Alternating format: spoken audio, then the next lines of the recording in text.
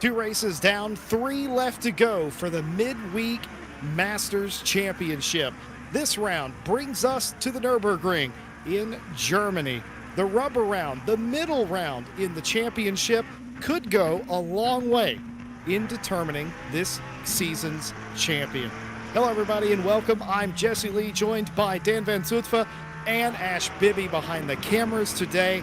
It is a rather cloudy day here in Germany, but it's a little bit better than it was in practice, where it started raining quite early. Rain showers still in the area. Qualifying just underway. Welcome in, Dan. Yeah, thank you for that announcement as always. As you say, two races done. We are into the third race, and that basically means we are at the beginning, or at the end of the beginning. Only three races left in the championship. And it's looking good indeed on the Nurburgring, the 5.1 kilometer German track.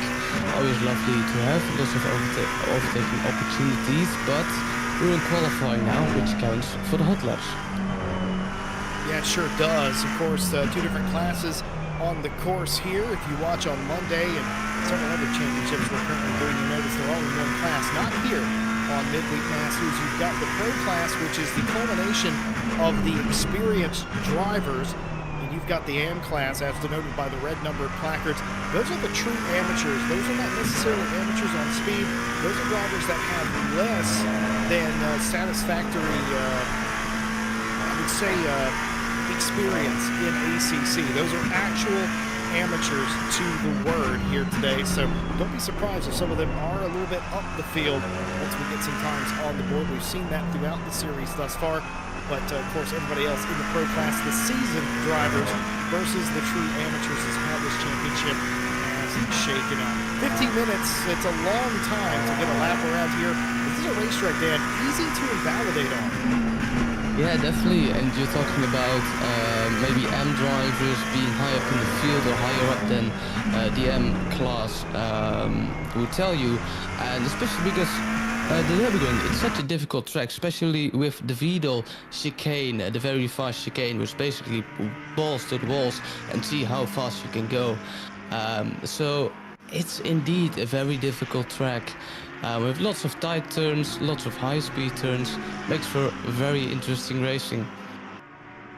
Yeah, it certainly will here today. Of course, 20 cars on the field. We practiced largely with 18 cars. We've had two show up quite tardy to the party here today, but they've got here in time to qualify. Kevin Boss not one of those in the wheelie slow Lamborghini, though. He's been here. He was one of the early birds in practice. He was able to experience the rain and sort of get a handle on what the car and the tires might be capable of. More on that as the day goes on. Keep in mind the track green, of course, because of the rain showers, as they're all qualifying through. Keller, top of the board right now, a 55.212, 3/10 in front of a zero go. Tom Shipston in third. It's Zotue in fourth place in that 777 McLaren, nearly 9/10 off of the mark. But I wouldn't worry about those deltas right now. Those are just early preliminary laps and exactly on cue. Badowski, 3/1000ths off of the pole position, goes P2. Yeah, of course, it was last time around when we drove in Zandvoort, Marco Badowski, who took pole position, followed by the Frenchman Nicolas Keller, who had a really unfortunate race that time. I don't know if you remember, Jesse. And as your goat in third, top three is the same, but with a different diversity. So 9 minutes to go, a really tight top two, and a lot of people who still need to get a lap in, and that brings me to your last point. It's really difficult to get a clean lap around here, and I reckon we're seeing that right now, because still 6 people need to get their lap in, and already 6 minutes have passed. 6 minutes have passed. That means that they've only got 9 left to set an appropriate lap. You'll notice several cars have yet to post a time. Zhao Manso, Kevin Boss, Elfert Hare, the list goes on. Jordan Daly, in fact, the 197 Lambo, that car is not even out on the racetrack, the only of the 20 cars to not even be on the track. I wonder if this is on purpose that they're going to start from the back of the field.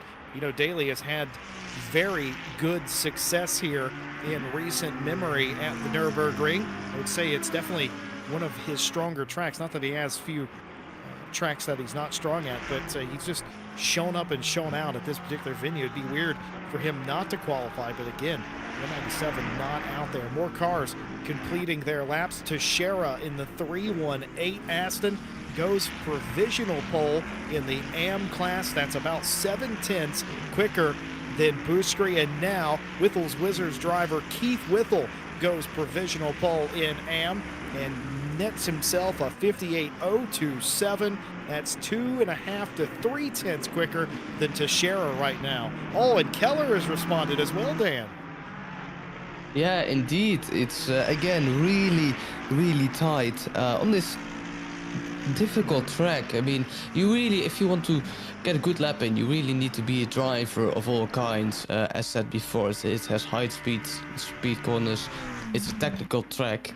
So yeah, indeed, really interesting as we see Azure Goat absolutely mounted over those curbs in the Vidal chicane. That's turn 14 and 15, coming down to the Coca-Cola curve for the last corner. Let's see what he does over the line. It is an improvement, but not enough to gain any positions. However, with 7 minutes to go, that might change. Jorian Zutuai, the Dutchman in P7, can he change his position over the line?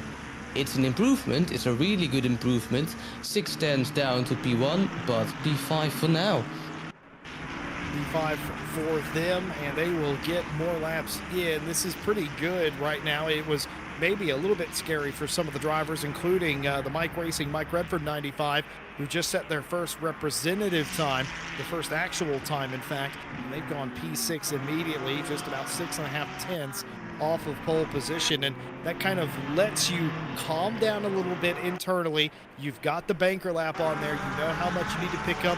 A lot of these drivers, they wouldn't have been pressing quite as hard, especially if you missed it on the first or second lap. You invalidated. So easy to do that. We already talked about that a bit. You'll see the likelihood of a drive-through in the race for track limits as well. So it's easy to do that. You get your banker lap in, you exhale, and then all of a sudden you realize, I've got about 6 or so tenths in me. I can make up if I really push it now. And that's the stage of qualifying that we're in right now.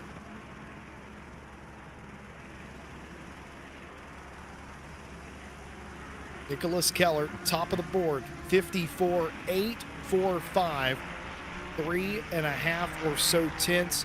Badowski in second place. Azure Goat and Manso, and this Jordan Bubbins, who's last on the timesheet of the cars that have taken time, but this could be a huge improvement coming to the line. In fact, it is. It gets them out of the basement for Bubbins in the 65, 58.977, and that's more like it. And that was exactly what was on the cards, and that does a lot for their confidence as well. Jordan now knows, okay, I got to hang on this, and I'm not the slowest car here. He's only got a couple of tenths up to Hare and Buscri in front. It's definitely feels a little bit more doable. Zodaway, the Dutch driver, goes P4 with that lap of 55.242. Yeah, and it's a really close qualifying this time. I can remember last time P4 was 7 tenths down to P1, and P7 is now 7 tenths down to P1. Make that P8 because Whitehall just improved the number 957 Ferrari. Really close with 4 minutes to go. The track is of course improving. Track temperature is now 21 degrees, and I reckon it's still going down. So improving conditions on the track makes it for a really interesting qualifying. Nicolas Keller, Frenchman, still on provisional pole position, although the gap isn't big. Martin Foster goes a little bit faster and is now 1 second down to the leader. Really interesting and really entertaining to see.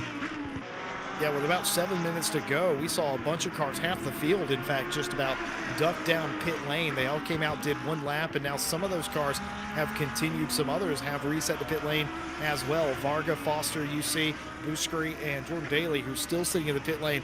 It is almost certainly deliberate now that the 197, I believe that's a triple R entry this week. they're going to start from the back of the field. Not pit road probably, but the back of the field. And I wonder if maybe they think that's their best shot to sort of miss some of the early lap fracas. We'll see if that does indeed pay off, but several cars still sitting in the pit lane, and they're going to have to get a move on here quite quickly. Otherwise, they're not going to get an additional lap. Keller still at the top. João Manso in P2, 1.5 tenths behind them. They share the front row. Badowski now down to third. Zoe in fourth. That was a good improvement the last time through. And here's Racing Team Solvalu's Azir Goat. Azir Goat coming to the line needs 4.5 tenths to be competitive, but they get most of it, at least half of it right there, a 55.160, and that bumps them up a row, and that feels good for Goat. They're going to get another couple laps too. Yeah, and Teixeira just bumps him up to P1 in the M class. And as you say, it's a really long track, so you really need to hurry. Last time, of course, Zandvoort was roughly 1:35. So now it's almost 2 minutes, which maybe makes you have 2 laps less in qualifying. So as you say, the drivers really need to hurry. Keith Whitehall now rounding out the lap, and he goes back into the pits, isn't happy, and so he may be in a shot for another lap. Change tires, maybe practice a pit entry, as we see.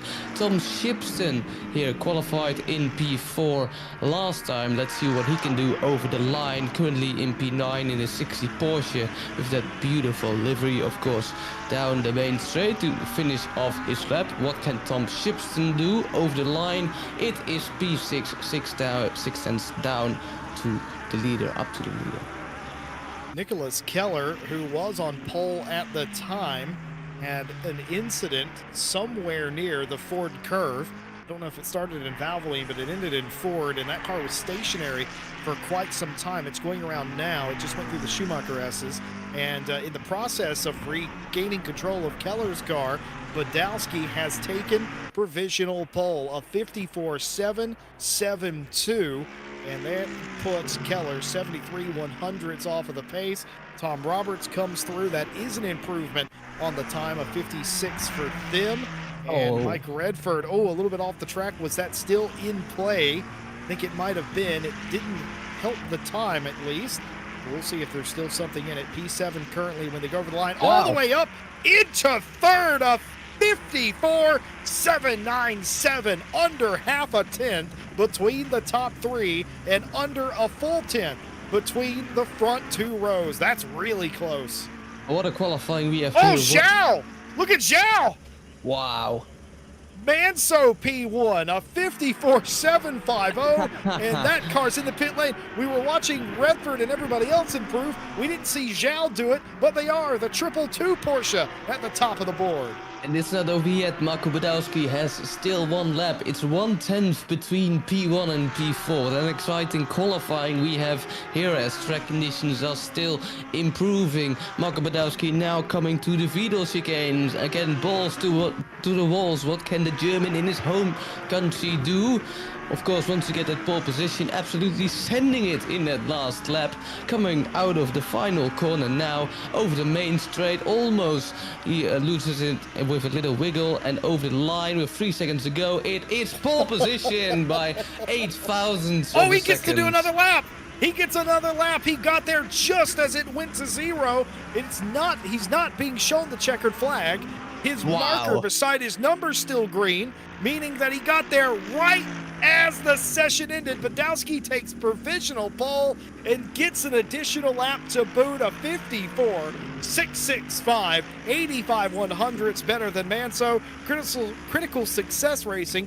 Easy for me to say. The Welsh driver comes across, improves yet again on his lap time, stays 13th. All the cars on a valid lap will get to finish it, including F2O's Nicholas Keller, the French driver who's been on pole. They've been as low as 5th.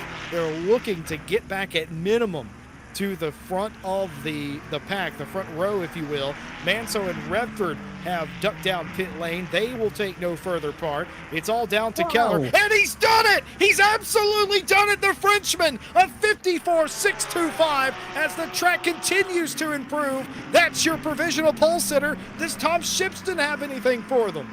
Imagine Tom Shipston, of course, he always does well in qualifying. Let's see what he can do here.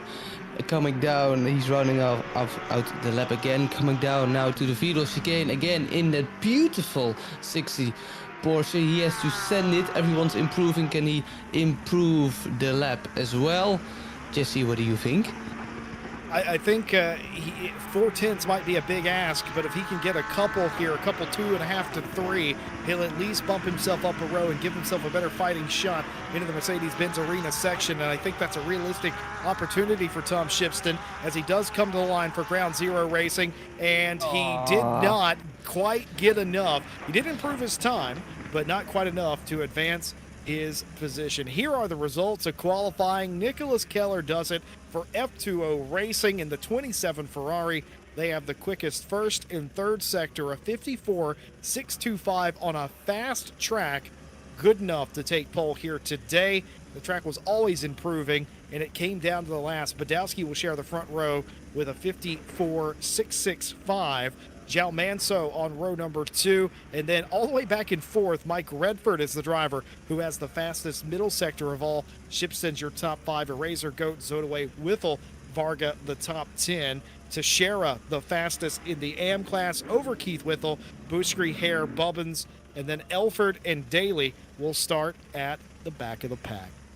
Mr. Consistency, Tom Shipston qualified in P6 last round, qualified in P5 in round 2, and another P5 for Tom Shipston as well.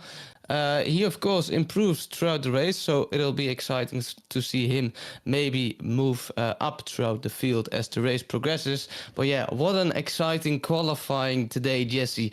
If qualifying is a prediction for how chaotic or interesting the race will be, I'm really excited. Yeah, I spied something on the weather map there that we'll maybe talk about if it continues on into the race. Now, this is round 3. We came on air tonight. I mentioned that this was going to likely go a long way in determining a champion. Why? Because this championship has drop rounds, and because of the drop rounds, your worst finish is omitted, and that's always ever shifting. With that said, let's take a look at the championship points after 2 rounds. Starting off with the pro field, Marco Badowski was 72 championship points over Tom Shipston with 65. Azir Goat in third place, tied with Zhao Manso for that spot with 58 apiece. Fifth place owned by the Swiss driver John Eraser, 53 on his. Jordan Zodaway with 48 points, 1 point behind him. The Frenchman Nicholas Keller, and behind them, of course, Mike Redford on 40 with Richard Whittle with 37. Alexander van der Woude in 10th place with 28. Was that pronunciation better, Dan? Yes, definitely. I'll take it. Adam Carlisle in 11th with 28 points. Mohammed Afif Suaimi, who isn't here tonight, tied with Martin Foster for 25 apiece and for 12th. Bryn Jones on 23 and 14th. Tom Roberts with 21 and 15th place. Behind them, Kevin Boss, the part-time driver with 17 points, is in the field tonight. Phil Elford on 14 is here tonight as well. Peter Varga, Jordan Daly as well have no championship points, but are active in the championship. And of course, anybody with a dash instead of a number has retired from the entire championship. Quite interestingly, we've got more cars on the track than are technically, according to that, active in the championship, but that will, of course, update next week. Dan, with the way the championship points are now, with 2 rounds gone, and with a drop round, omitting your worst finish, several drivers have already taken that mulligan, right, thus far in the series. It's all about pushing for what you can achieve here today. It could be a bit sloppy with the weather. It could go a long way to winning you a championship, but today could also take you out of the opportunity to win a championship. Yeah, it's gonna be really interesting, especially if I look at the championship standings. Of course, Marco Badowski had a really disappointing finish in Silverstone, but gained it all back in the Netherlands last round. Tom Shipston is a man of consistency in P2.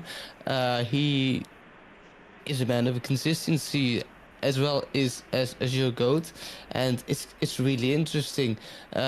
I will not make any predictions here, but it will be entertaining. Oh, I can it's tell you An that. Anime. Sorry to interrupt, but it's RPMS and it's An Anime again. And Again, don't know what anime, but it is definitely an anime. But no, Dan, you're absolutely right. This is one of the kind of races where Badowski just mentioned that they've used their gimme, if you will. It's unlikely that a driver of Badowski's talent is going to finish worse than they did at Silverstone, which Yeah. was worth 31 points. I think they were ninth at that round. So it's all about winning as much as they can, knowing that they don't have a gimme or a bad race left in them. They have to continue to push. They've done well here in quali. They just barely missed the mark on that improving racetrack. And that is going to be a little bit of frustration that they gave points to Keller. Probably good news that they didn't give those points to Shipston or Goat or Manso, to be fair. So not the worst thing in the world. Of course, being on pole position gives you bonus points here in this championship. So does having the fastest lap in the race. Badowski can still work towards that. They can still win this race. But before we think about that in 60 minutes time, there's a mandatory pit stop with a tire change required. And if you look at the weather widget on the top right-hand corner of the screen, we're going to have light rain in 30 minutes. Yep.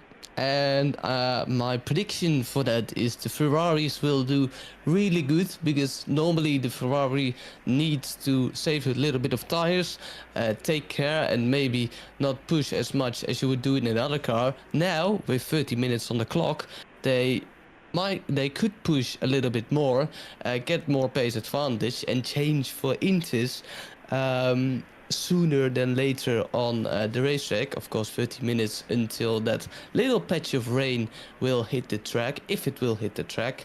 So yeah, really interesting weather aspect in racing. Beautiful to see. Of course, what is Germany without rain?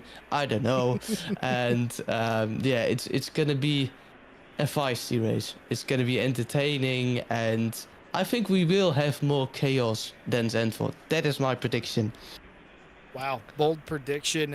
Again, these drivers, they have a couple of races under their belt. Of course, we had the week off last week. There was no Wednesday race, and now they're back here again. And pretty much everybody's on a blank slate mentally now. And considering how close qualifying was in both classes, I expect a good scrap as well. We are reading chat here, as we always do on RCI TV. We thank you very much for being with us on a Wednesday evening, and wherever you are in the world, we thank you for spending a little bit of your evening here with us on RCI TV. Jesse Lee, Dan Van Zutphen, and Ash Bibby bringing you the wonderful drone shots and live pictures throughout the entire event today. And just reading from chat, one driver, Mike Redford, feels that they could have had pole but ruined it on their final lap. And that is the way Nurburgring goes. You think you have all that time in hand. You do have that green delta. One corner ruins it all. And Tom Roberts poking a little bit of fun at the weather forecast, saying, oh, it's just a little bit of rain. What could possibly happen? It'll be fine. I don't know so much about that. Hopefully it will be fine. Luckily, it's not raining here. I always found, Dan, and you may be different, but I always found that if I qualified in the dry and immediately got thrust into a wet race, I was discombobulated. But if it was a dry race and it transitioned into wet, it wasn't nearly as big of a deal. Yeah, it's driver preference, and I like a little bit of chaos, to be honest, in the race. So I don't really mind. However, of course, if it starts to rain, like immediately 5 minutes after the start, and you're still on dry tires, then you don't want to make any mistakes, etc. But I think I agree with you on this time. I'll have the weather come in the later stages of the race, which we will have today. And spoken about any chaotic in Turn 1, of course, we have the very famous Monza T1, which makes for a lot of chaos. But I think this T1, the Castrol S, is of course as chaotic as it is in Monza. If you outbrake yourself, you know you will hit a few cars. If you don't, maybe another car will bump into you. So it's really tricky, and I think Nicolas Keller will be really glad he's starting on pole position. Kevin Boss joined us on the grid to state that he expected full rain, and therefore he is disappointed. you'd have to imagine the wheelie slowly Lamborghini tends to favor the wet weather around here then, because I think most drivers would be indifferent towards the rain. But reading in between the lines of what Boss said, I think that he was a bit prepared for that. Joe Dahlberg mentions that you'll actually have to use real pressures this time too. Of course, there was an issue that gave you a grip advantage if you just filled the tires to bursting with air and went out there in the wet weather. Been told, and I've witnessed this and been whispered in my ear by drivers in the paddock today, that that is no longer the case. You have to revert back to realistic and reasonable air pressures where they build in the rain, and you cannot just fill them up like a balloon. So that's going to be interesting. I wonder how many of the drivers have tested that, know that, or if any will try to do that at all. Keep in mind, a pit stop to give in the race today, and of course they will have to do a mandatory tire swap. Right now it's light rain. Who knows how much that'll impact the race with 20 cars. It may be something that you can tough out on slicks. We'll have to wait and see. I can absolutely imagine some drivers listening into the stream now and getting an absolute heart attack because they don't know the real pressures have returned to ACC and they still have the wrong pressures on their tires. However, we're lining up for the grid. Again, a flying start with a really chaotic turn one. At least that are my expectations. With 20 cars on the grid, everything can go wrong, but everything can go right as well. So let's see, coming down to the finish. What are your predictions, Jesse? Well, I think Badowski wins it. I think they get by Keller in the end, but I think on the start, Keller will just about edge them out. And I think over the course of the race, though, Badowski has shown that they have the ability to take these races by the horn, so to speak, and get the best out of it. But don't count Manso, Shipston, Redford, and Godout.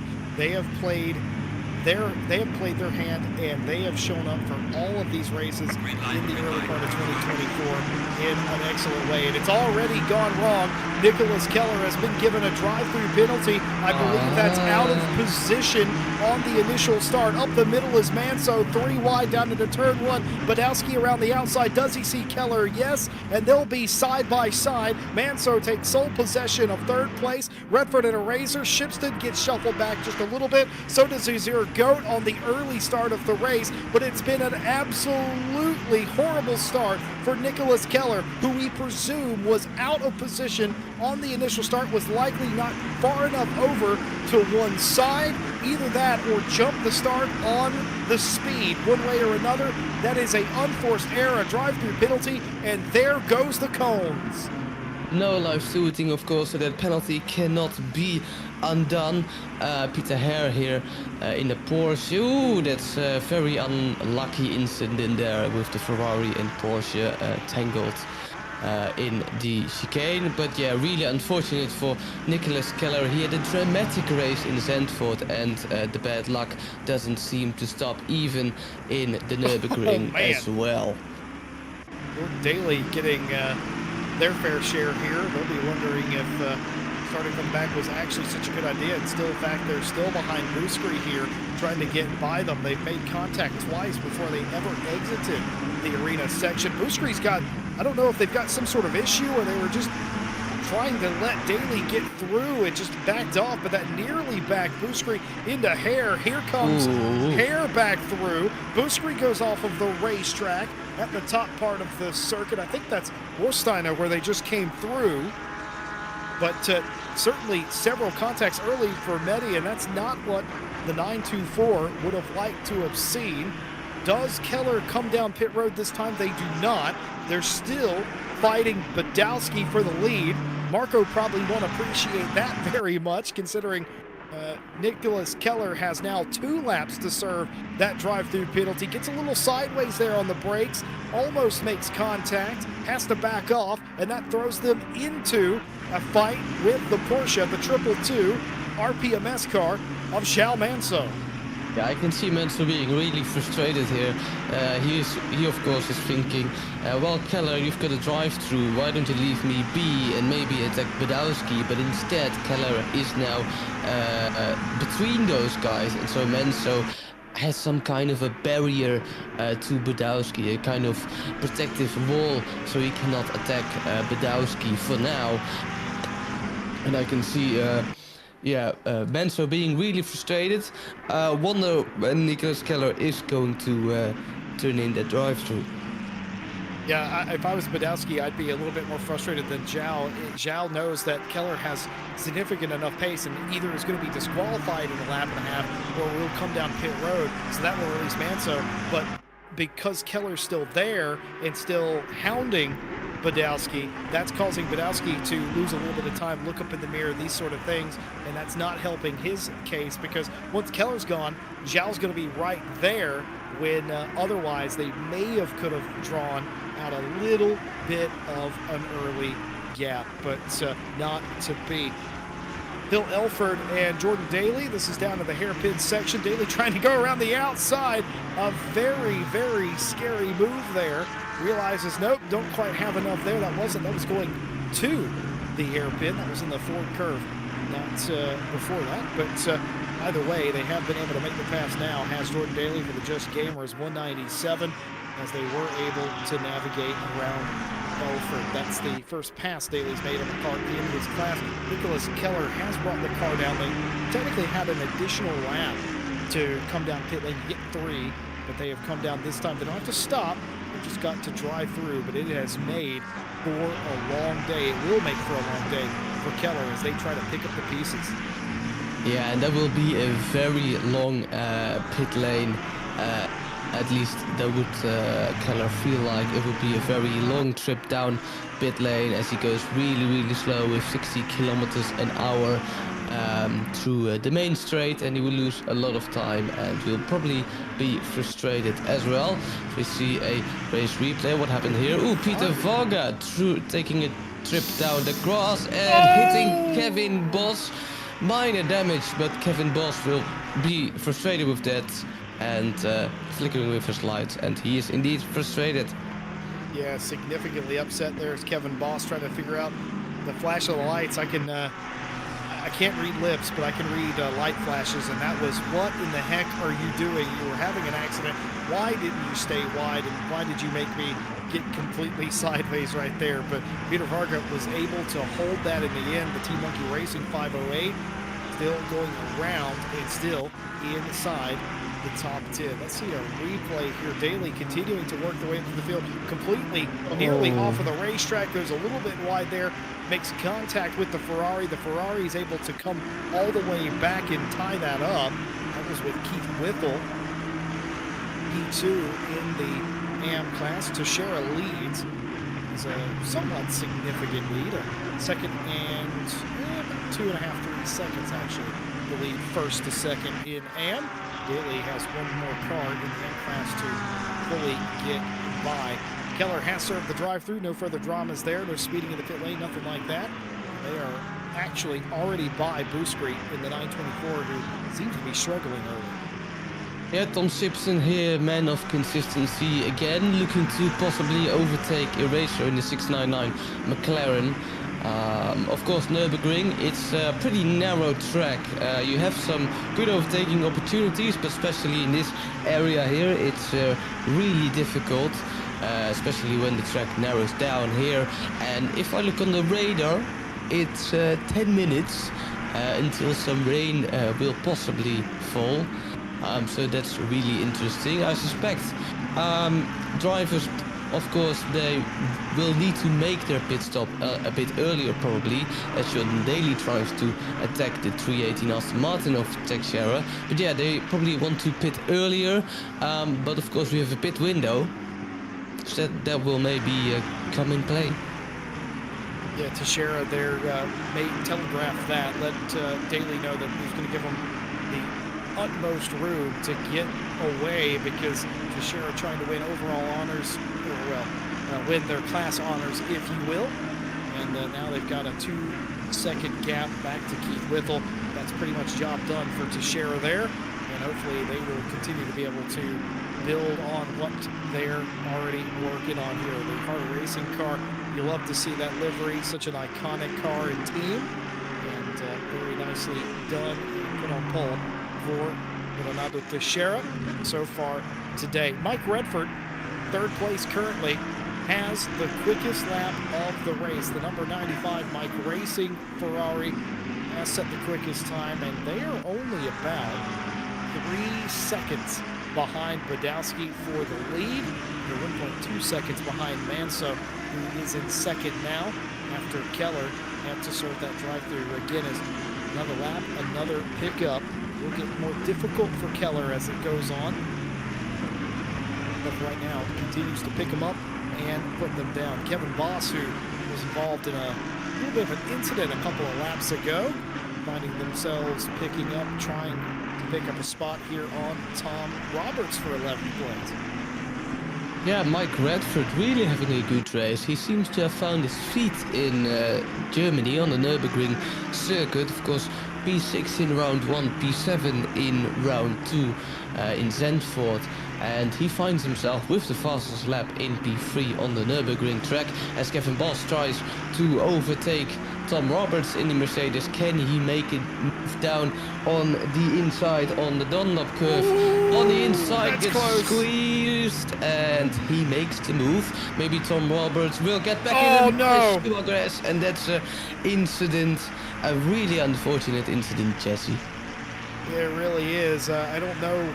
I think that's just victim of circumstance right there. I was just going to comment that Tom Roberts did such a smart thing, realizing that Boss was going to send it down to the inside, set himself up for the crossover move, and I just think Roberts maybe went a little too wide there. It made contact with Boss's car. Boss, of course, is already on the rumble strip in the apron there, so I don't really know what else Boss could have done. I just think that was a comedy of errors that has sent the Roberts car hard into the wall. Yeah. First major casualty of the day, and you hate to see it quite like that. And now, because of that melee, that has brought Jordan Daly right up to the back of Kevin Boss. And I wonder how hard Boss will race Daly. They're supposed to be pseudo teammates on and off the racetrack, so we'll see how hard this is. Somewhat vigorous defending there. Boss doesn't just get out of the way. Ooh. He's racing Daly for the spot as Daly gets sideways. Yeah, really interesting racing here. Of course, both Lamborghinis. So really equal playing field here on the Nürburgring track as Kevin Boss goes a little bit wide, which narrows his entry down in the corner, and Jordan Daly can make some profit of that. On the outside, can he make a move round the outside? Outbreaks Kevin Boss, swings around the outside, This is back the dangerous. inside for the next corner if they make it through alive, and they seem to be. And they're still side by side. Absolute awesome racing here, coming down to the Dunlop curve. Kevin on the outside, Jordan Daly on the inside. Both Lamborghinis, can they make it out through clean? Jordan Daly for now has the position. Loses it almost, wiggles a bit with the car, but he made it through and is up into P11. That's just good racing right there. Yes. You love to see stuff like that, and especially considering one lap ago, an incident that occurred in that very section of the racetrack, to have a rebound right there and both drivers on the same page. It just looked so well. It almost looked choreographed a little bit there, but it wasn't. That's giving a little bit of respect, but also still racing as hard as you can, as they ended up side by side for several corners in a row. Hare, by the way, had an incident in the first turn here, and I saw them reset to the pit lane after the incident, so they're beating and banging down the front straight here. Oh my goodness! Major incident right there with Tom Roberts. Yeah, that will be probably investigated by the stewards, but yeah, major. And that's Kevin Boss in the Lamborghini, who just made a mistake in P12, now down to P17, I presume. Tom Roberts gained a position, P16, as we can see Nicholas Keller also on the move, but that's a mistake from Kevin Boss. Maybe spun at the chicane, who knows? No. Yeah, you're right. Yeah. Spun at the chicane. Ended up on the inside of the... Oh, no, he didn't. He's on the outside. The camera threw me a dummy right there because it was spun around the other direction. But, yeah, he ended up... I thought he was on the inside bit, which is very odd. Normally you get shoved out to where the Nordschleife is, but that is exactly what happened to Boss right there. Well spotted, Dan. Yeah, really interesting, and it will probably ruin his race so far. He was doing good in P12, of course, had an awesome battle with Jordan Daly, lost the position, but was still looking good, and now down to P17. It will probably ruin his race. And what an awesome group of racing we have here. Tom Shipston in the number 60 Porsche is still chasing down that McLaren of Eraser. Mike Redford is up ahead a bit. Badowski has now the fastest lap, but look at all these cars go on the Nurburgring circuit. Well, we could have potentially had 21 cars on the circuit here tonight, but Alexander Van der Welde has given us a pit lane report that they forgot that the Wednesday champ resumed this week. That is always a danger when a series takes a week off and then comes back. It messes with your rhythm of your races and your scheduling and your internal clock, and it's always a possibility for that. Tom Shipston looking for a move. All Shipston is going around the outside here of Eraser. Eraser defensively to the inside. Normally that leaves you susceptible to crossover moves. Not happening here. Shipston unable to find the lane, unable to find the forward bite, but they end up line astern as they previously were. Alexander also says at least had a nice evening's walk. You know what? Good for you. Kind of interchangeable a little bit. Exercise either way. A little bit of cardio in there.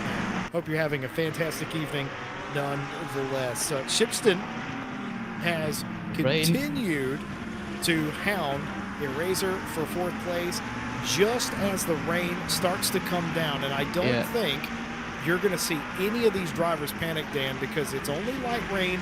It is going to pick up and become heavier light rain over the next 30 minutes. But right now, with this many cars around the racetrack, with as much heat that's in it, it might go to a greasy track. It might be uncomfortable, but it almost certainly won't be an instantaneous transition to needing wet tires. But just as I say that, was that Goat or Zodaway? It was Zodaway in the background who completely lost control. I guess I did. Let's see. What happened there, Dan? So he bumped on the Michael Schumacher S. Ooh, that's a dangerous rejoin. But the car got a little bit upset in that the Michael Schumacher S. Jumped a little bit and just lost control of the car. Almost loses control again out of the Vidal chicane. But yeah, this is really unfortunate. I never think it's a common mistake to make, especially with the weather. It's raining. Could be an excuse, but that's really unfortunate as Tom Shipston again tries it around the outside of Eraser, sticks to the outside, can't make it to the inside for the next turn. And how patient is Tom Shipston going to be? It's racing. You know, you are maybe a little bit faster. When do you want to make the move? When are you eager to make the move? Because maybe you lose more time by trying to overtake or even lose positions because you still have two cars behind you, Jesse. Yeah, you sure do. This weather is going to complicate that because if it doesn't do anything else, it has made the track greasy for the time being, and we'll see if it goes to wet at any point. But even still, you got the water on the windscreen. Especially if you drive in the in-car. I know some drivers, even with a wheel, they drive on the hood cam. I'm guilty of that from time to time in certain sims as well. But little distractions, little bits of puddles and rain and mist and all these things kind of affect you mentally, and it affects your visibility. And on top of being last in the train of cars, doesn't help anyway. And I would argue maybe for Jorian, something similar happened to him. He couldn't quite place where he needed to exit on the Schumacher S's and got himself crossed up and couldn't quite catch it as the rear end went around, an overcorrection, if you will, and the thing absolutely snapped. Tom Roberts for critical success, not quite giving up here, but certainly damaged on that Mercedes. Finds himself embroiled in a battle with Elford here for 16th place, and they just about settle it before they get into the S's. Yeah, really lovely here. Ooh, as you go, no, Tom Shipston made a mistake, which moves as you go into B5. So we really do see some mistakes from here and there because it's probably raining. The track is now damp. It was greasy at first, but it's now damp. So no surprise, some people are making mistakes. And ground zero car of Shipston. He got on the curb. The painted surfaces always slippier than the road, and he learned that firsthand. Did Shipston there? Nearly lost control of that Porsche, but was able to wrangle it back in, and without further incident. Mike Redford has bailed to the pit lane. So is Keith Whittle, who's P2 in the AM class. Tom Roberts is down the pit lane as well. And what's happened here? Was there a miscommunication here? Ooh, Keller into the back of Keith Whittle, and that's why Keith has decided to come down pit lane. Keller was completely backwards there as well. Yeah, and I think that's another really interesting aspect of changing conditions. Nicolas Keller maybe a little bit more comfortable in the damp track as it is. Keith Whittle maybe wasn't, and Nicolas Keller just underestimated that, and therefore probably went in a little bit too fast, or out too fast I should say, and just tapped the back on Keith Whittle's car. Lightly, but enough to set them both up for a spin. Oh, the 924 of Booskry has had an incident. I think that was a solo car incident into turn one, as they've got the car righted as they enter the arena section of the track. I think the weather is starting to play a little bit of their hand here, as yes, they're definitely by themselves. You can see some of the rooster tails off of the cars, the mist, and yeah, just lost it in a straight line. That's certainly looking weather related there. Your throttle and your traction control settings not quite where you left them because of the weather. Alexander was making fun of me in chat for saying heavier light rain, and that does sound like an oxymoron, and trust me, if there's an oxymoron in this booth, it's me. But as funny as that sounds, that is actually how it works. Not all weather steps are created equal in ACC. You can have a very light rain and a heavy light rain, and it changes the effect it has on the racetrack. And whenever you see the segments on the graph that we see, then you can tell that the storm is building. It's getting heavier all the time. And in fact now, somewhere around 10 minutes before the end of the race, we're going to have medium rain at the end of this thing. So there's no way, Dan, really, in my mind, that these drivers are going to be able to make it on slick tires now. If it had stayed light, there might have been some drivers that would have tried to tough it out, keep themselves from having to dip down pit lane an extra time if that were a thing. But now, of course, you have the mandatory stop with tires anyway. I think obviously now the writing's on the wall. Everybody's going to come in. They're going to put the Pirelli wet weather tires on and see this thing to the end. Yeah, but it's a really interesting strategy choice, of course, because if you pit now, you will need to make another pit stop because you didn't make it into the pit window, and therefore you will lose in the pit lane a lot of time. Of course, Mike Redford is trying it now. He has pitted earlier, but he probably is on the intermediates or on the wet tires now. Jordan Daly really wiggling over the Schumacher S there. But coming back to Mike Redford, he's of course trying to get as much as profit of that wet tire, so he can maybe gain a lot more on the guys in front. But it's really interesting because is it worth the risk? Isn't it worth the risk? How much will you lose? How much will you win? Someone who we haven't talked a lot about, Marco Pedowski, and it's probably a good thing if you're leading the race. Marco Pedowski, the German, of course, in his home country, still in P1, really needs to keep it together here, keep himself alive until the pit window opens. Oh my goodness, our broadcaster Ash Bibby having fun with me. I explained the difference in dry heat and heat in a wet heat earlier on, and I've never heard anyone sound as bewildered as some of the British people I've tried to explain that to. But there is a difference, and he's just having a little fun with me here. I tell you what, a lot of these drivers on these slick tires are not having any fun whatsoever. They've got to make it another lap or two before the pit window opens. For some lucky drivers, it'll only be an additional lap. For others, they will be in a position where they have just crossed the threshold for pit road when the pit window opens, and that will be a very unfortunate affair. Dan reported several cars have come down and already put Pirelli wet weather tires on. They're hoping that with the additional stop where they still have to change tires again, they will still profit. Mike Redford, of course, among those cars. And if you're watching at home and you're wondering, how can you tell what tires the drivers are on? Well, it's actually quite simple. At speed, a Pirelli dry racing tire has a yellow band on the sidewall, and if it's a wet weather tire, it's just a black sidewall with no band. So you can tell there, as the Zero Goat goes by, there was a yellow band on the sidewall. That is clearly a dry weather tire, and an all black band, of course, a wet weather tire. A man of knowledge, Jesse Lee, with the differences in temperatures. I'm just saying, Dan, if you're in Arizona, it's a dry heat and it's like being cooked in an oven. If you're in Atlanta, Georgia, it's like being inside of a dog's mouth. It's very different heat.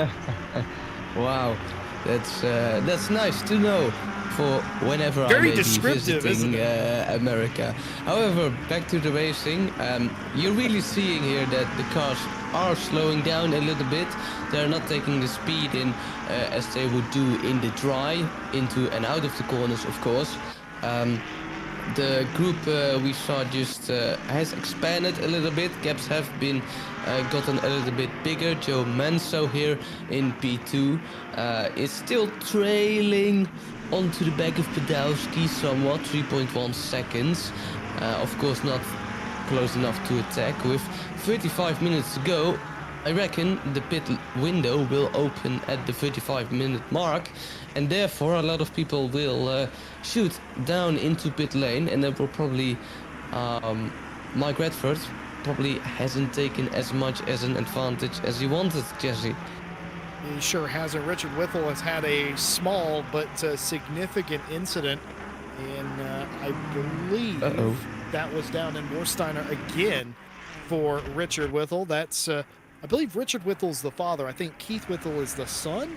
That's a father and son team over at Whittle's Wizards. I do apologize if I've got those titles backwards, but nevertheless, Richard Whittle finding himself in his own spot of bother, but didn't seem too dramatic, and it almost certainly was due to the weather in a single car sideways tank slamper action, but not a whole lot of consequence there as they have continued on.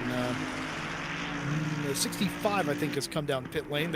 That's Jordan Bubbins. They were actually right behind Richard Whittle after the spin, but Bubbins has decided to come down the lane, and this should satisfy Bubbins's mandatory stop. No doubt probably putting wet tires on the number 65, and they will be down and gone. And this is exactly what I was talking about, Dan. Some cars are going to hit the jackpot like Jordan did. Other cars are going to be stuck out there for an additional excruciating lap.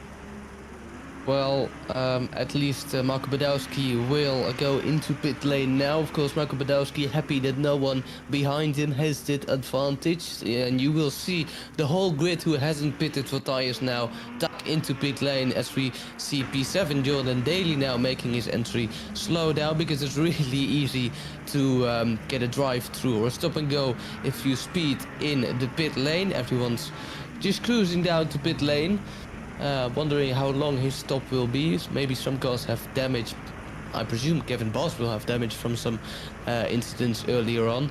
And yeah, you can see the pit lane filled with cars now and trying to get that wet tire on as quickly as possible. Mike Redford back down pit lane. Remember, this is their second stop, and I can only imagine that the experiment didn't really pay off too much. I'd be curious to see what they have to say about that post-race as well. Kevin Boss, again, one of the only cars still out on the racetrack. The vast majority in the pit lane. Pit lane, a very happening spot right now. Badowski down and gone. No issues. The same with RPMS and Zhao Manso. They're all good. Jana Razor, Goat, Shipston, all leaving the pit lane as well. Jordan Bubbins has continued the long tradition of telegraphing what they're doing on the pit stop. A 1 minute 30 pit stop for them because they took significant damage early on in the race. They've elected to repair that, so it was a long stop, and we will see. Zotaway, indeed. Sorry, I'm reading chat. Mike Redford upset at themselves, I believe, is the context of that message. Also continuing the long tradition of drivers communicating via the live race. What happened to Zotaway, Dan? Well, Zotaway got a stop-and-go penalty for presumably speeding in the pit lane, and therefore probably called it a day. Of course, as I mentioned, it's really easy to speed in the pit lane if you don't have your limiter on, or you maybe go a tad too fast on the entry. You get a stop-and-go penalty of 30 seconds, and you basically ruin your whole race. Tom Roberts hasn't stopped so far, is maybe on the intermediate tires still, but does need to stop in probably 6 minutes and 30 seconds. If he doesn't, he will get a penalty.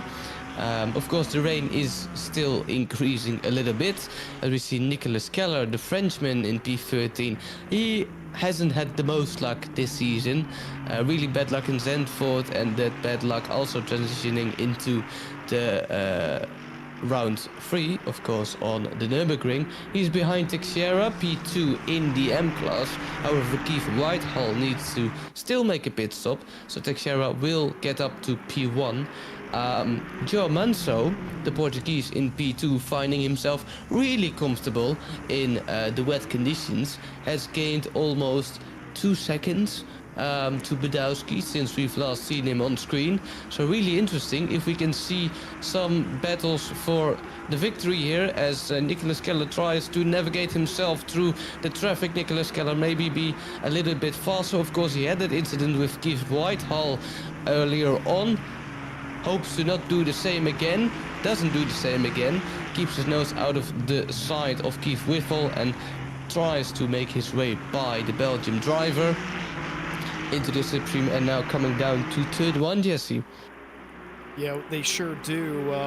Keith Whittle still needs to pit, and a couple of other cars, in fact. Richard Whittle, Kevin Boss are still out there without pitting.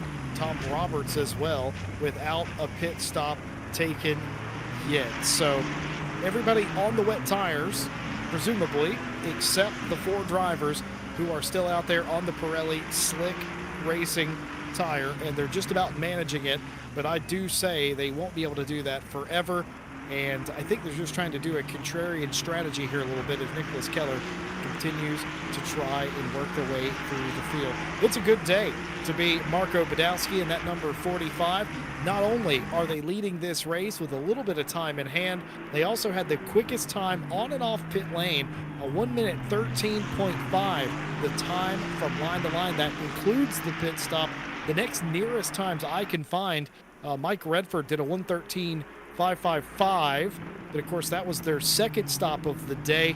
They were a bit frustrated about double pitting. A 1:14.1, that pit stop was for a Zero Goat. That was about the third quickest stop that I was able to ascertain. And Kevin Boss, who apparently has, oh yes, they did also come down early in the race as well. They had a stop of 1 minute 14, but that's weird. They came down on lap 10, so yeah, that would have been quite early.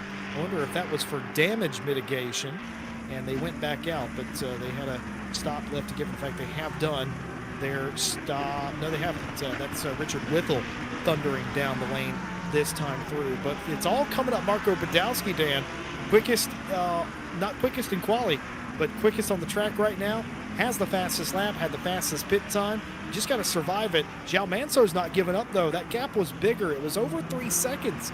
Now it's down to 2.5. Yeah, it did. I think it was 1.8 seconds a bit earlier after the pit stop. So he is falling down a little bit, 2.9 you can see.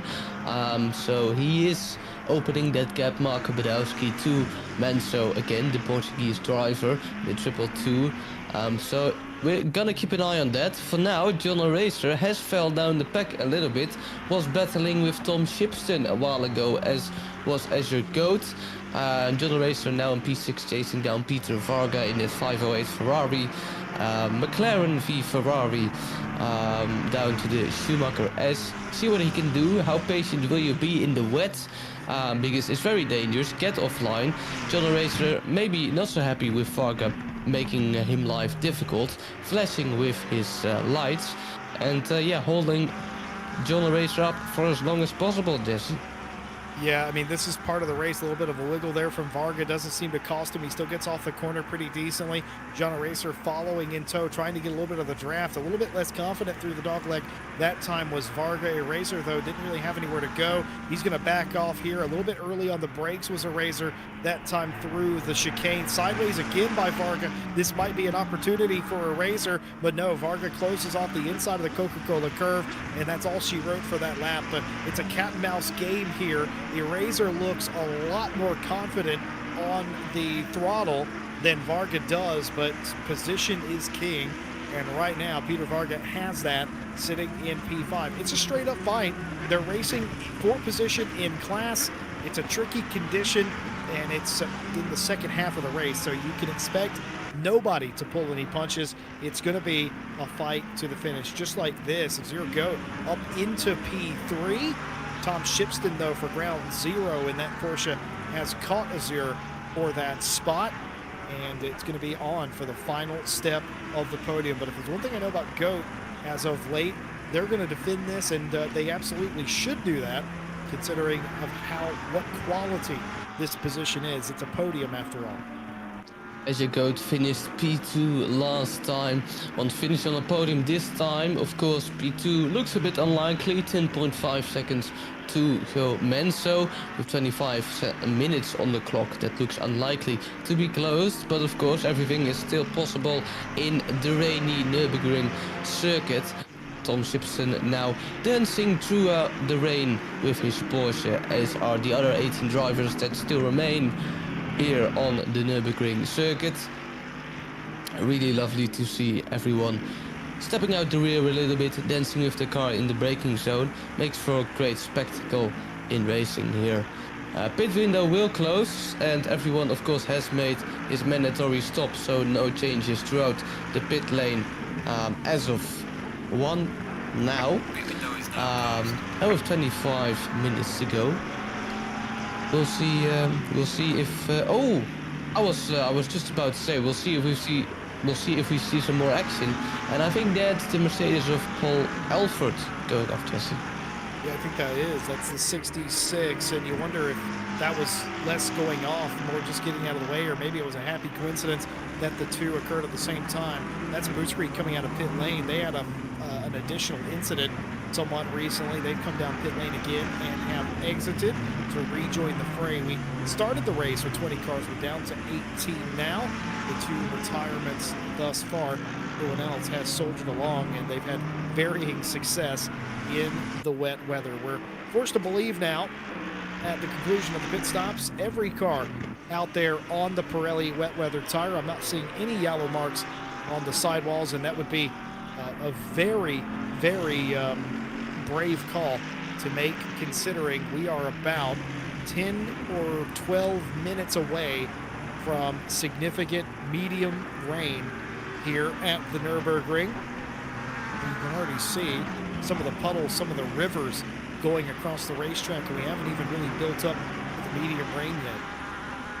Yeah, it may take a toll with some drivers, the rain of course, some finding their feet more than others. Tom Robert now trying to overtake Keith Whiffle P2 in the M class thus far. Tom Roberts does the switchback, tries the beautiful move, but now has the outside through pit curve.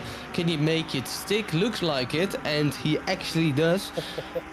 And coming down to P13, I'm not gonna pronounce that corner name, and he has the position of Keith Whiffle, and finds himself now in P14. I just call it the Advan Bogan. I don't actually know if it's had a name change recently, but to me it's the Advan Bogan or the Kink one way or another.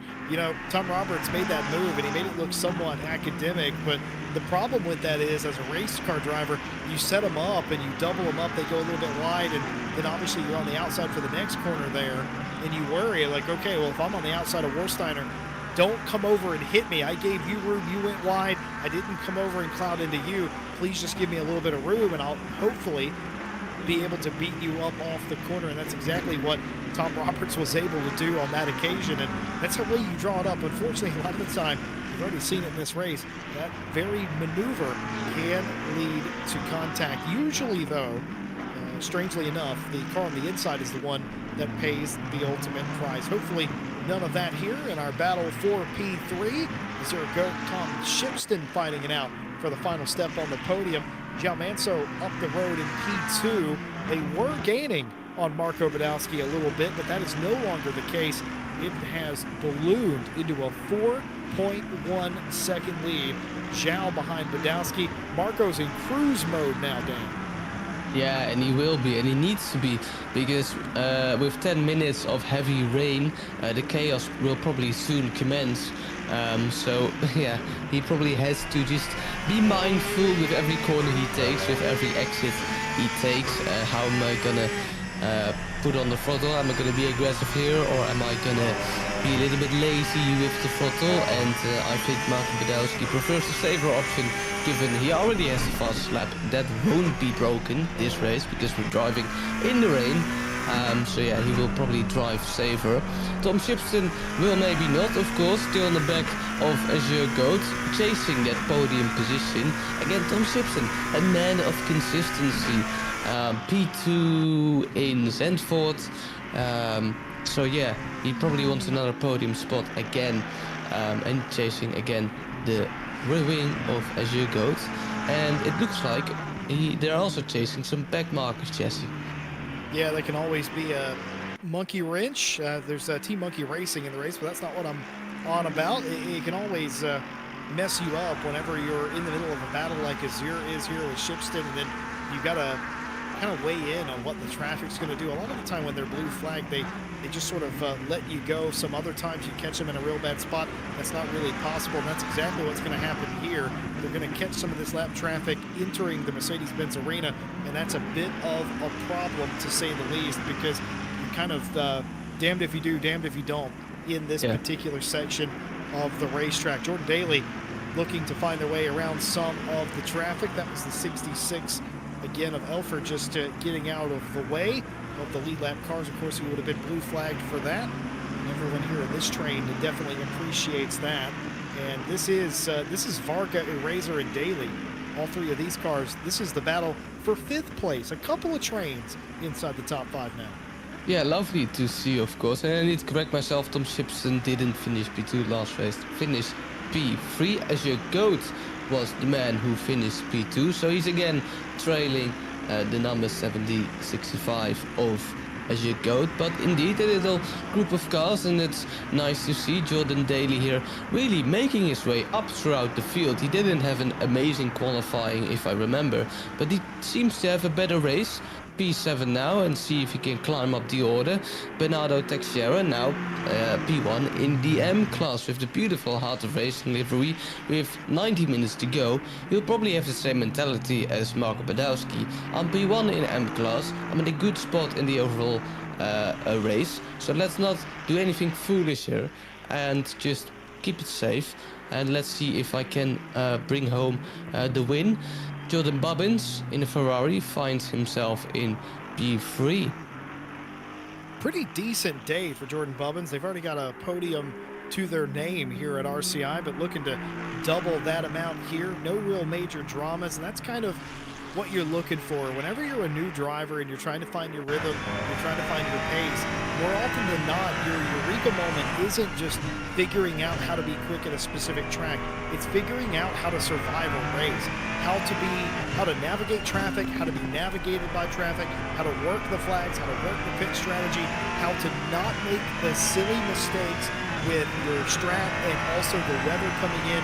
All of those things has to mesh together. all drivers at some point in their career have that aha moment. Could today be that for Jordan Bubbins, where it hasn't been he's not been lighting the world on fire with the performance. That's not the point. The point is, not made a mistake. He's kept the car going the right way. He's made some passes when he's need to. He's not made a hash of any of the technical bits of the track or the race rather, with the strategy. And he's looking at a top 3 performance again in difficult conditions. And sometimes that will spark a driver, and they'll know next time. Doesn't even have to be this racetrack. They just know, I know what I have to do to get it done. Then you start picking up confidence, you start picking up the pace, and it's all rolling downhill. Kevin Boss in the 31, continuing to pound around here for Wheelie Slow Racing.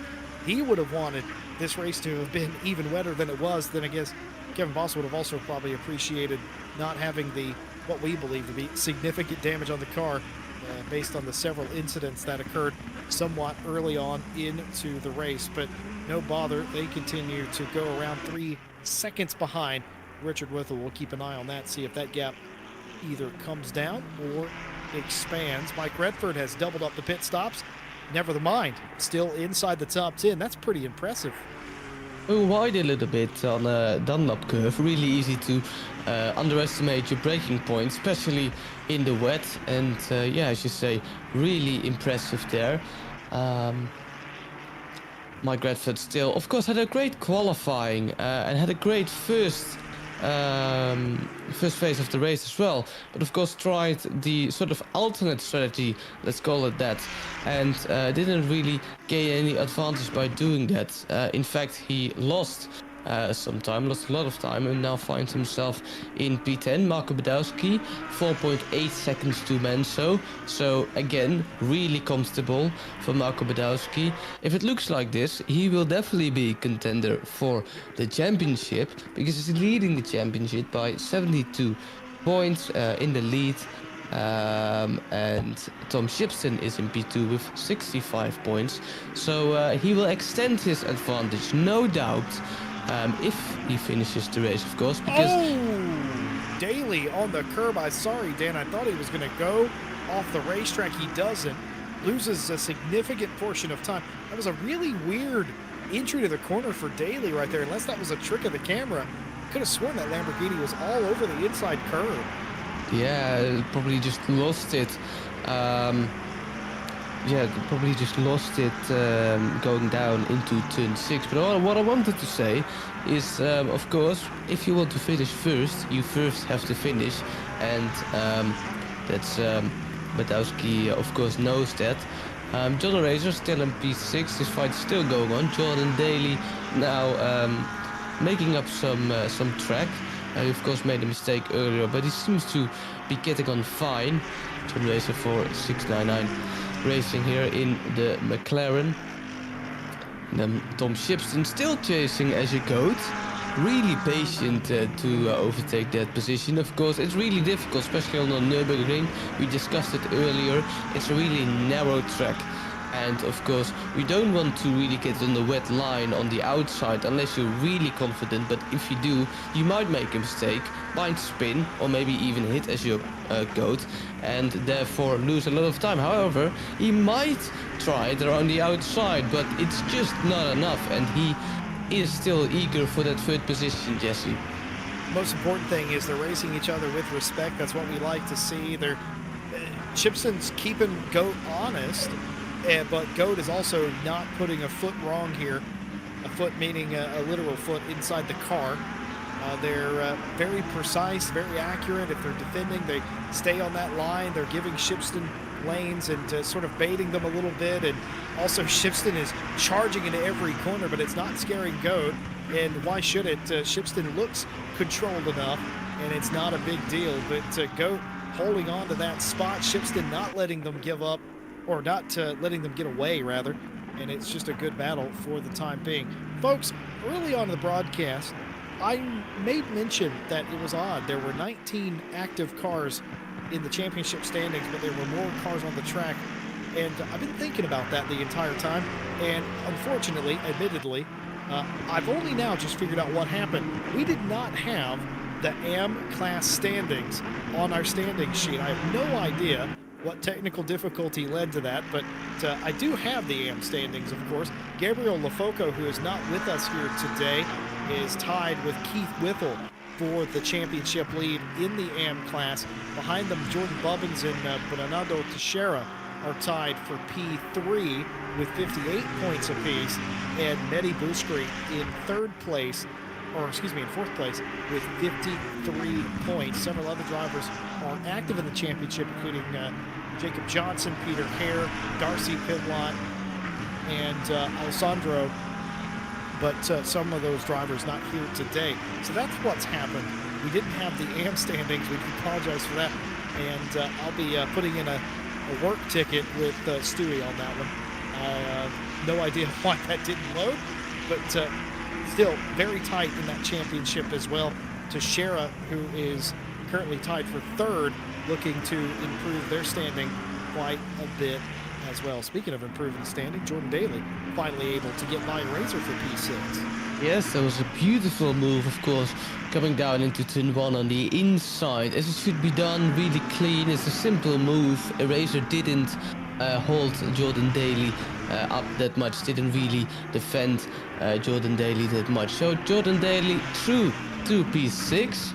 Was battling with Kevin Boss a bit earlier in P11, and that shows that Jordan Daly really has a great race in that Lamborghini.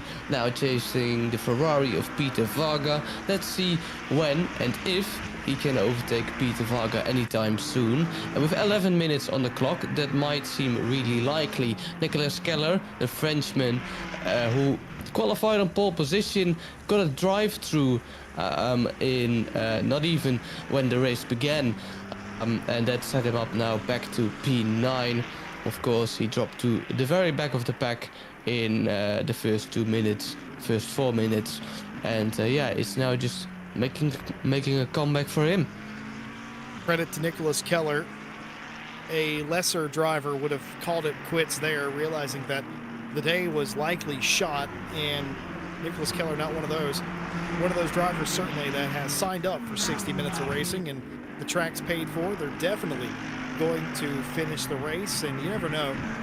Respect that attitude, because you just don't know what's going to happen to the other cars or with the other cars. It's been mostly by the books. We've had a couple of fender benders early, but we've seen more really good racing, including this battle for P3. The battle for P5 right behind these drivers, Varga, Daly, and Eraser. Of course, we just saw Daly get by Eraser in the Mercedes-Benz Arena. Daly will set their eyes on Varga for P5. Remember, the 197 did start in 20th place at the very beginning, so starting to look like that might have been a decent enough strategy. Of course, Daly knows how to have fun with his racing. Not really thinking about the championship, not really a big deal. Just out here trying to see how far they can get. It's certainly looking good as we have the second Team Monkey car. Two of them in the top 5 right now. One leading, one fifth. He's got to hold off Daly now, though. Yeah, Jordan Daly again showing he's currently really comfortable on that wet track, and now on the rear wing of Peter Varga, and he's probably wanting to make a move really soon. Will he attack Peter Varga anytime soon down into this corner? He will not. Just be patient. And again, I was discussing earlier when Tom Shipston was behind his Yagoda, I think it was, how patient do you want to be? Do you want to risk it all to make a move? Maybe 2 corners earlier instead of wait those 2 corners and maybe make a move on Peter Varga. Then taking a travel to the gravel there, Jordan Daly, but hasn't lost his position. The gap to Peter Varga did open up a little bit, but he's still looking good with 8 minutes and 39 seconds remaining. Got to be careful. John Eraser hasn't been lost. Daly may have made the pass, but Eraser has not lost this group. In fact, he's still right there, and they got dangerously close to each other. Speaking of which, this battle here for 8th place continuing to be well spicy. Martin Foster will get passed by Keller finally. Keller up into 8th place, and you start to get higher up inside the top 10, Dan. You're frustrated early, you get the drive through, and it all comes undone. You have to work your way back up from 20th place, but you get further up in the top 10, maybe you get 7th or whatever, and you go, it wasn't a total loss. We're able to get something out of it, and Keller is getting quite close to that, but Martin Foster for McFly RPMS just doing their best, tried to race him, raced him as best they could into the day. Keller just had a little bit more grip, a little bit more pace. Yeah, however, I think Keller will still be a little bit frustrated. Of course, he knows he has the pace to be a real championship contender here, but he has just some really bad luck in Zandvoort and also in Germany. So he might think, well, it's been a good comeback, but not really good for my championship, and he may not be out of the running yet, but he might start to lose a little bit of hope. However, Nicolas Carrot he is showing some more patience in Zandvoort. I think he was a little bit impatient because of the bad luck, and now he is a little bit patient again, and therefore he's up to P8, and maybe he can get up to P7. However, that seems really unlikely. Richard Whitehall now in P12, and he's doing quite consistent. He sure is, just sort of by himself. He's in the John Dalton zone, as we call it around here. He's lost all of his challengers, and the ones in front of him are a little bit too far away. He is in the John Dalton zone. He's P11 in his class, so sort of in the middle, if you will, and in the middle of a lot of things, just not in the middle of a fight right now, as these two continue to go at it for P3. And folks, while we have a moment before we finish today's race, we just want to say one more time a big thank you for joining us here on RCI TV today, and always, if you haven't already, don't forget to like and subscribe to the channel. More racing coming live to you this week, including tomorrow's broadcast. You're getting the same crew tomorrow. You're getting Ash on the cameras, Dan and myself on the commentary, except we're live in iRacing for round 2 of the IMSA Road Championship, continuing the American Tour. And we will have graphics this week. We won't be calling it like it's a 1960s race. You will be able to follow along at home as well, as this is getting well spicy. Daly trying to muscle and make the move on Varga, but it's gone wrong. Not only is he not going to get the spot really from Varga, Varga's going to squeeze his way back onto the racetrack. John Razor has gone up a couple of spots. It's very close into that particular corner, Valvoline, and down into Ford, and it's going to lead to contact between Daly and Varga, and then somehow John Razor, who looked like they had lost out completely, has gotten all the way up into P5. Razor will say thank you very much. Peter Varga is going to have some harsh words for the Just Gamers 197, though. Yeah, they looked a little bit frustrated there. So let's see what the stewards will possibly make of that. However, he's back into the charge for the P5, and he's behind John Racer again. You said it a few laps back, don't count John Racer out, because he's still there, he's still behind, and he may be... He can attack any time. So yeah, really interesting. Stewards will probably look at that, and with 4 minutes and 30 seconds remaining, John Daly really needs to hurry, because just a reminder, this Nurburgring track, especially in the wet, is almost 2 minutes long as Tom Shipston tries to attack the podium position from Azure Goat. Yeah, here it is. Shipston continuing to work on Goat for P2. Had a look there, a little bit of a sniff, realizing that the opportunities are becoming finite as we only have 4 minutes left in the race. Nothing happening up front except Badowski continuing to drive away from Zhao in the 222 RPMS car. Marco Badowski has done such a great job for Team Monkey Racing today. This is exactly what he envisioned in his head when he showed up to the racetrack today. Goat doing what they do best, which is holding on to a podium finish for the final couple of laps. Shipston will be aware of Goat's track record shortly for Ground Zero, and it's Sovalu versus Ground Zero for that spot. Yeah, amazing to see here, Tom Shipston. As we said, of course, a lap around here in the wet is roughly 2 minutes and 5 seconds. So you really have 3 laps to go, and that really minimizes your overtaking opportunities. Manso in the beautiful anime livery, of course, in P2. Jesse mentioned last time, doing a really great job in the triple two, Joe Manso. Not enough, he didn't do quite enough to get that P1 to Marco Badowski. Badowski will be definitely delighted. I think we will have one more lap, so Badowski isn't in his final lap yet. We have one more and then one more after this. But Badowski, of course, German himself, so he will be really delighted if he can take home the win. And that seems really likely. The gap is 5.6 seconds to the Portuguese. And just driving steady now, the German. 2 laps to go here for Midweek Masters round number 3 from the Nurburgring. Fight still ongoing. Daly has caught back up to John Razor, and they will continue to fight for P5. Vargas nowhere in sight after the incident a few laps ago. Daly is very aggressive around the outside of the Coca-Cola curve. Does he have enough to stay with him? No, he doesn't.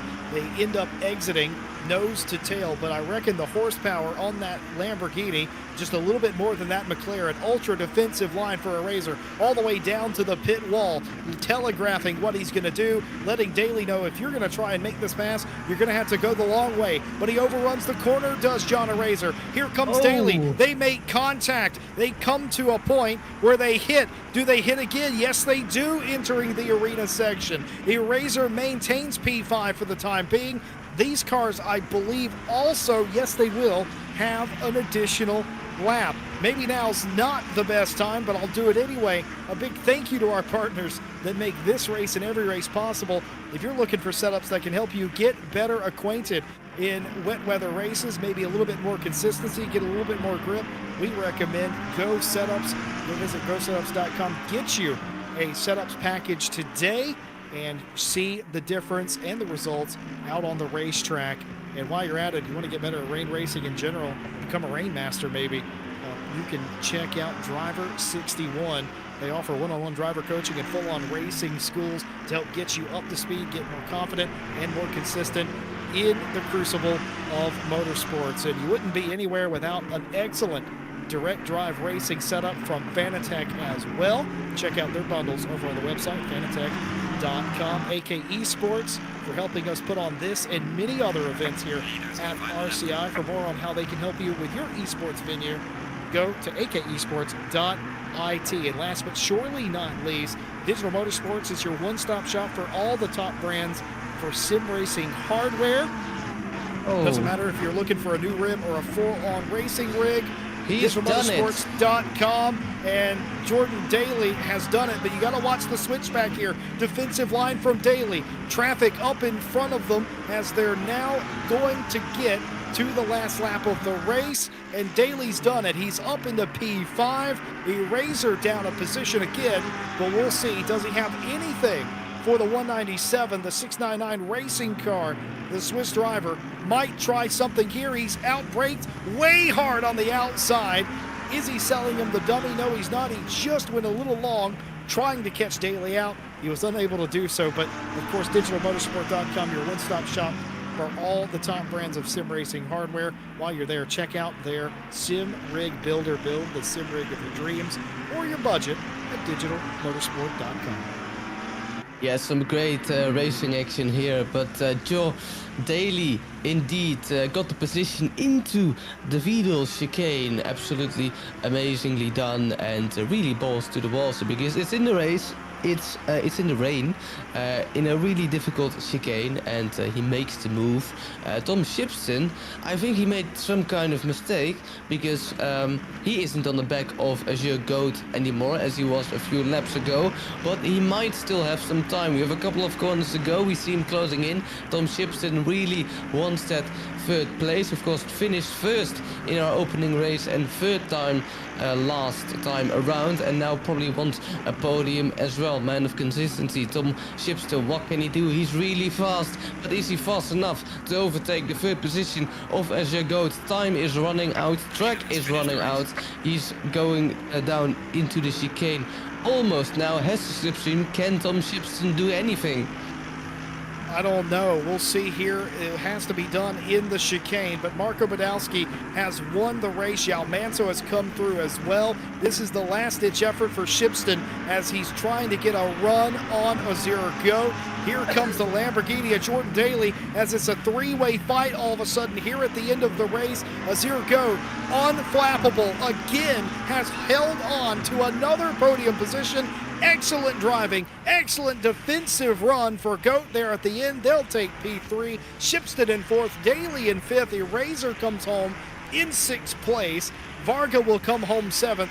Disappointed for sure. We'll have to see if there's anything on a penalty report next week for that. Keller comes through in eighth after getting pole position and having a immediate drive-through for either speeding on the procession lap or being out of position one way or another, but they'll take home 8th. Foster in 9th, Redford your top 10, and Bernardo Teixeira in the 318. They came in 4th in the championship, technically tied for 3rd. They're going to put their name in the hat for a championship possibility. They'll be fighting Keith Whittle for it as we continue in this championship, but the day belongs to Bernardo Teixeira, who wins it in the AM class. And what a run it was. Keith Whittle all the way across the line. Jordan Bubbins, another podium in that man's young career as a sim racer as well. Just a couple of cars left to finish, including Richard Whittle, who had an adventure of a day, and Marco, I think Obuskri as well. Yeah, the 924. They will finish together here, and that confirms the results of today's race. Badowski wins it in fantastic fashion, and that, Dan, was the first time I've ever called a race finish in my life like that. I said Badowski was going to take the lead, he was going to win this race, and look what happened. I didn't curse somebody for once. Yeah, finally. I didn't curse Nicholas Keller as well, but he got some bad luck anyway. But yeah, what a great ending there was. We had a great ending last time. We had a great ending this time as well. And that is a great sum up of this race. Chaos, clean fighting, and a little bit of incidents here in between. So yeah, again, great spectacle of racing here with the rain coming into play as well. Of course, we had a dry first phase of the race, and the rain kind of made a mess of it, let the chaos commence, and it sure did. Sure did. It made for a very exciting round number 3. Well, of course, we'll be back with you for round number 4. Of course, we'll be in Barcelona for that round in 1 week's time. We hope that you will be with us. Don't forget to hit that bell on the way out to be reminded when we go live. Speaking of going live, we got one more race for you this week. It is the iRacing IMSA Road Racing round number 2. We're going to be at Road America. Daytona was chaotic enough. A lot of late race overtakes in that one. Some fantastic racing besides. Road America going to be a lot of the same. A very fast racetrack with some very tight corners. We will have graphics this week. I know, that is incredible. It's 2024. We will have racing graphics. No 1960s broadcast for you. We'll bring that all to you live on tomorrow. Dan, final GT2. Oh, that's right.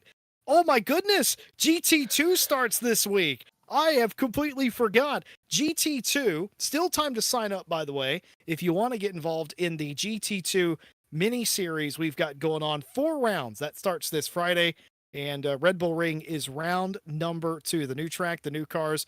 It only makes sense. Still time to sign up for that. That starts this Friday. You will have Tim Peck, you'll have Austin and Ash, your broadcaster, on that series as well. And if it goes wrong, you can let Ash know how you feel, because he is one half of the event management team who put that series together. So that's right. iRacing tomorrow, and of course GT2 back on ACC on Friday. If you haven't already, sign up for that. It's going to be a lot of fun. and we wouldn't want to miss you out on track. Now, with all that said, Dan, final thoughts on today. Again, just an amazing race. It seems that this midweek Masters Championship just can't have a boring race. Silverstone was great, Zandvoort was chaotic, and this one had a lot of spectacle. So if it stays like this, I think we'll have a great race in Barcelona as well. We got a great battle going on in the AM class. There's great battles going on at the top of the field in the pro class as well. There's still time for it to get closer as well. All it's going to take for some of those drivers is one bad race, and it's going to knot it all back up. The day belongs to Teixeira and, of course, Badowski, but we will see where the chips fall in 1 week in Barcelona. Thank you all for joining us. It's been a fantastic broadcast. I've been Jesse Lee, joined by Dan Van Zutphen, and of course, Ash Bibby behind the cameras. We thank you all for watching tonight's broadcast. We'll see you later on in the week. Until next time, have a good night.